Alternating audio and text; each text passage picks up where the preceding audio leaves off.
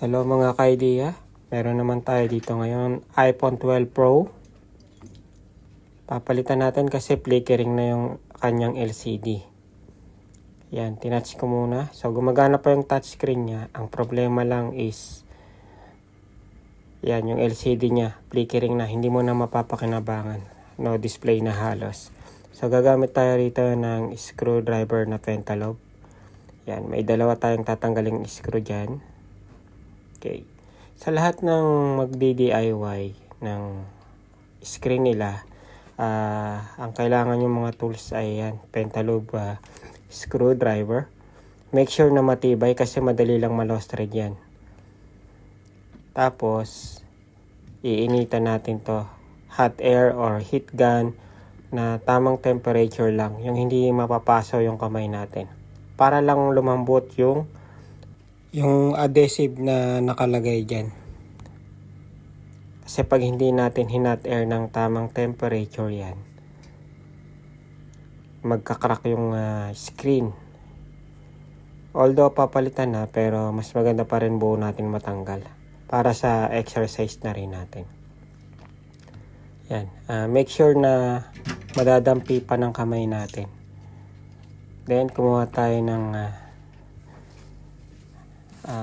metal spudger yung ginamit ko. Pero ako kasi sanay na, kaya metal spudger para madali ko siyang masungkit sa gilid. Yan. To, yan. Pag nasungkit ko siya dyan, tsaka ko siya paggamitan ng plastic spudger. Nabuksan natin ng di sinasadya. Papatayin ko yan mamaya. Yan, i-slide mo lang yung plastic spudger para iwas gas-gas. Yan. So, plastic yung ginagamit para hindi ko maskas dun sa metal back casing niya. Yan, ipa-power up ko lang. Itagilid ko kasi baka makita ng customer natin. Okay, yan. Power up muna natin for safety. So, ini-slide ko to uli hanggang siya matanggal na yung mga adhesive na nakadikit. Then, dahan-dahan natin iangat. Kung medyo makatindi pa rin yung adhesive na pagkakadikit, padadaanan ko uli siya ng plastic spudger. Okay, yan.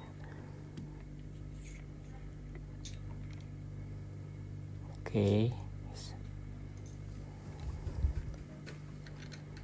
So, next kong gagawin ay tatanggalin ko tong Y screw. Meron siyang dalawa. So, first thing natin tatanggalin dyan is yung battery. I-disconnect natin. Yan. Sa akin, kinamay ko na. Then, kinukuko lang to, no? Pero, sa iba, yung mga professional, kailangan talaga na may anti-static kayo para make sure na hindi ma-shorted yung motherboard. So, sa akin kasi, yan. Medyo, wala naman na akong static. So, nagtanggal na ako ng static bago ko siya ginawa. Tapos, itong sa taas, para matanggal natin yung sa earpiece, meron pa siyang ribbon cable dyan. So, tanggalin lang natin yung 4 na screwdriver na yan. So, Y screw din yan, mga ka-idea. So, make sure na naitabi nyo ng maayos yung mga screws. Okay, itong metal shield na to, may lock yan pagbalik natin mamaya. Pakita ko sa inyo. Yan, yung pinaka-lock nya, yan. Ito yung ilalak nyo pagbalik nyo mamaya. Kasi bubukol yan pag hindi mo siya binilik ng maayos dun. Isiniksik. So, tinanggal ko lang gamit yung nail ko. Yan. Ito mga ka-idea, no? Kuko lang ginamit ko kasi mas manipis yung kuko. Kaya kung makikita nyo mga technician, mahaba yung kuko nila. Kasi pag plastic spudger, medyo makapal pa eh. Makakadami pa tayo ng ibang pyesa. So, yung mga sanay na yan. Mangako ko na lang. Para iwas hagi sa mga pyesa baka may matanggal. So, ito na yung bago kong screen. So, palit bago talaga siya. Ito naman, Y screw naman uli. Itong nasa taas. Yan. Yung dalawa na yan, baba taas, Y screw. Yan. Y screwdriver ang gagamitin ko. Okay, again, i-separate. Yung isa kasi dyan malaki, yung isa maliit ang size niyan. Then, sa kabilang side naman, meron siyang ano naman yan, Phillips screw or plus. Normal screwdriver siya.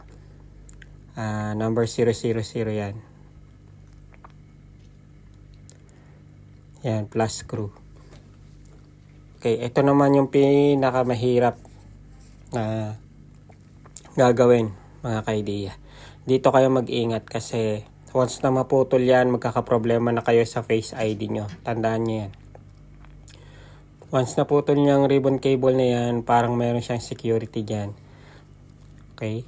So, ayan, iniinit ko mabuti para yung proper temperature niya, maangat ko ng walang damage. So, ingat lang. Ako kasi sanay na ako gumamit ng blade. Dito, pag nag-DIY kayo, make sure na kontrolado nyo yung blade bago nyo siya puntahan. Okay? Medyo nakakatakot nga lang to. Itututok ko sa camera to para mas makita nyo. So, ayan. Iinitin ko pa. Yan, medyo nakadikit siya pero di naman sobrang dikit. Kaya lang medyo maganit pa siya. Dapat initan pa natin siya ng konting hot air para to make sure na matanggal natin siya ng walang kahirap-hirap. So, ayan. So, ingat lang. Control lang sa paggamit ng blade. Yan. Itong nasa taas na yan, magkahiwalay yan. Magkasama yan. Okay. Medyo nawala na yung init. Initan natin. Pasadahan lang natin saglit sa harap tsaka sa likod.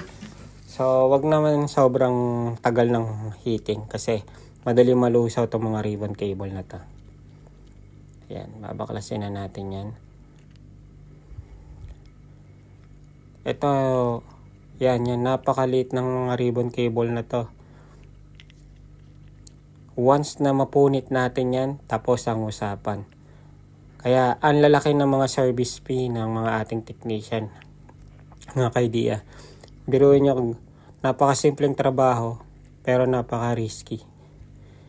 Yan. Pag naputol mo isang ribbon dyan, wala na yung Face ID mo.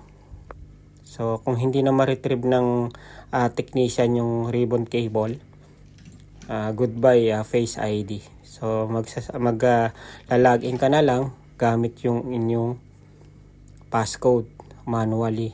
So, pangit naman, 'di ba? Naka iPhone 12 ka tapos naka-manual ka lang pala enter ng password.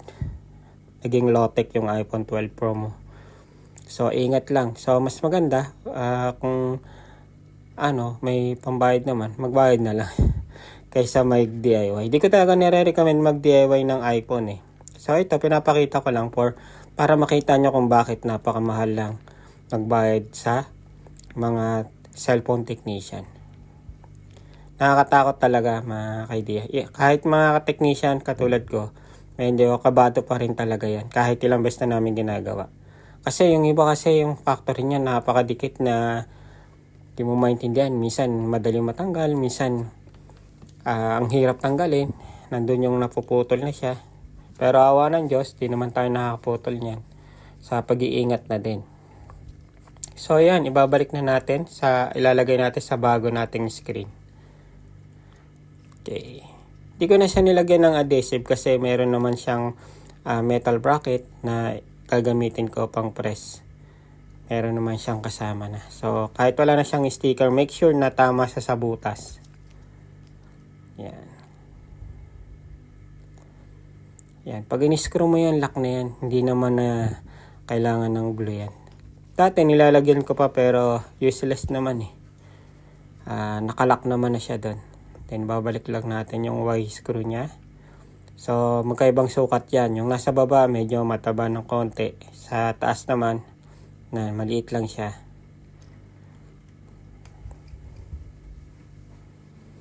Then yung isang plus. Ayan. Palit tayo ng screwdriver. Napakadali lang, pero sinasabi ko nga sa inyo, once na ma-slash or mapunit natin yung ribbon cable, nakakaiyak, sayang. Sa pagtitipid natin, nawala yung isang features ng isang iPhone 12. So yung which is the Face ID, at saka kung minamalas-malas pa yung earpiece speaker. Although napapalitan siya, yun nga, pag pinalitan mo siya, hindi na maka-recognize ng motherboard yung bagong flexi cable. So madedetect niya na hindi na original. So yung tendency, hindi nagagana yung Face ID.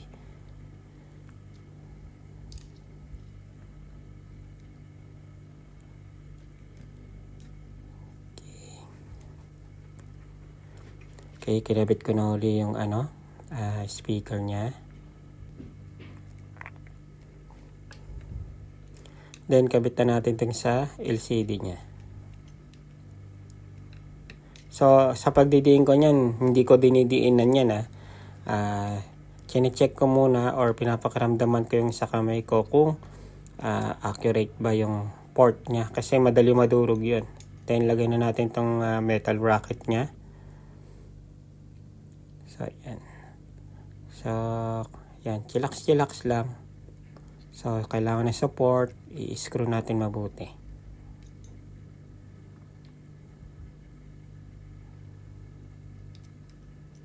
Okay, pagka yan, bali 4 na piraso yan.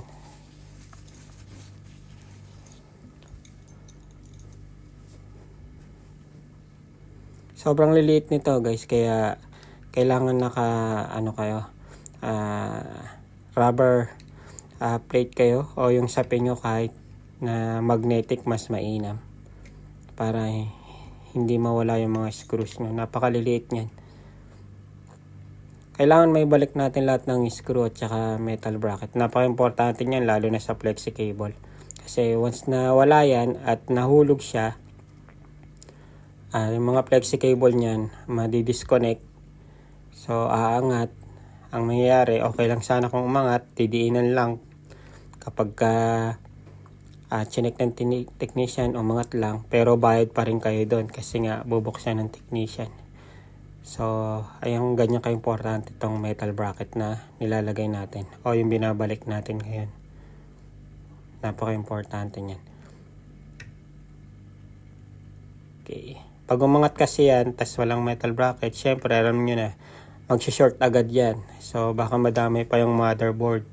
Yung worst scenario niyan, hindi na gumana. Yan. So sa mga copy na yan, LCD, minsan hindi siya perfect. Kailangan ko itutuwid mo siya. Kaysa naman yung original, almost same quality lang naman, tsaka display. So yung True Tone na ilalagay yun, nire-reprogram para lumabas yung True Tone niya.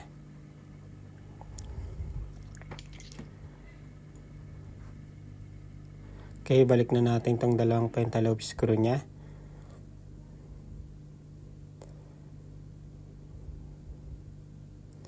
The same time, binuksan ko na rin para make sure na gumagana yung LCD. Okay, good, gumagana yung touchscreen. It's a good sign. Okay, ilock ko na ulit yung pangalawa. So sa paglalak, huwag masyadong ilock. Okay, testing na natin yung unit sa touch. Then testing natin lahat. Okay, yan. Okay, all goods. Hindi naman bumibitaw. Okay. So ready na to. Thank you mga ka-idea.